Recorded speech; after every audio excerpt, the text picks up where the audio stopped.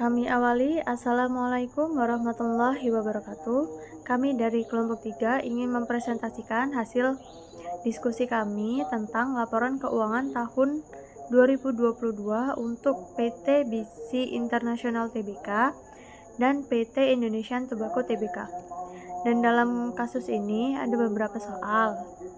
Yang pertama, dalam bidang apa perusahaan tersebut bergerak?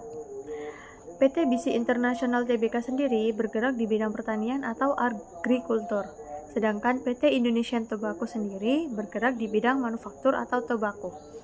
Nama saya Isnaini dari kelas 4C mata kuliah akuntansi pertanian dan saya dari kelompok 3, di mana tugas saya yaitu mencari laporan keuangan tahun 2019 untuk masing-masing perusahaan.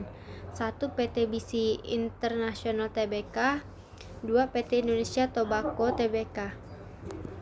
Di sini saya akan menjawab soal nomor 2, yaitu soalnya analisislah ciri khusus yang tampak dalam laporan keuangan perusahaan pertanian.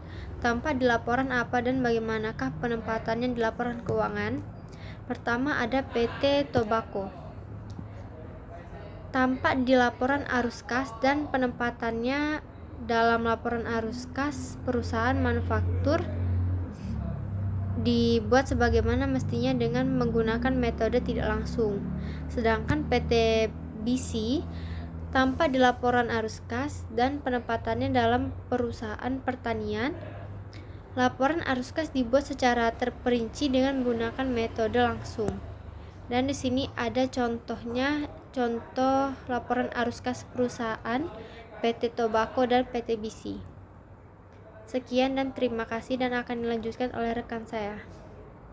Baik, perkenalkan nama saya Rima Kusumawati Putri. Saya akan menjelaskan tentang pertanyaan bagaimana kebijakan akuntansi terhadap aktivitas keuangan yang merupakan ciri khusus sebagai perusahaan pertanian. Untuk kebijakan akuntansi yang perlu disajikan tetapi tidak terbatas hal-hal sebagai berikut.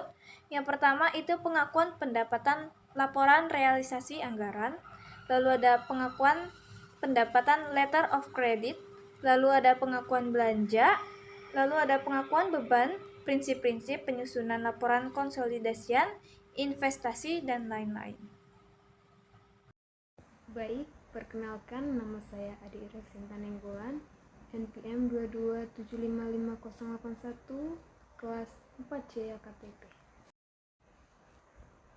Pengungkapan rincian saldo pada PT Tobacco berada di laporan perubahan ekuitas.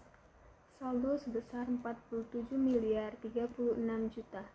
Sedangkan pada PT BC, pengungkapan rincian saldo berada di laporan perubahan ekuitas. Saldo sebesar 300 juta. Kedua perusahaan ini memiliki pengungkapan rincian saldo yang berada di laporan perubahan ekuitas, namun memiliki nominal saldo yang berbeda. Di PT Tobacco sebesar 47 miliar 36 juta. Dalam artian PT Tobacco memiliki nominal saldo yang lebih besar dibanding PT BC. Perkenalkan, nama saya Felisa Nabeha.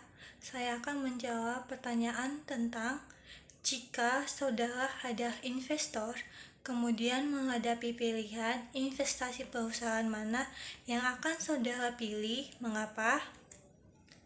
Jawabannya, jika saya menjadi investor, saya akan memilih perusahaan PT BC International Tbk karena saya menggunakan perhitungan rasio solvabilitas yang dimana setelah diperhitungkan hasil persentase PT BC sebesar 10%, sedangkan ITIC sebesar 34%.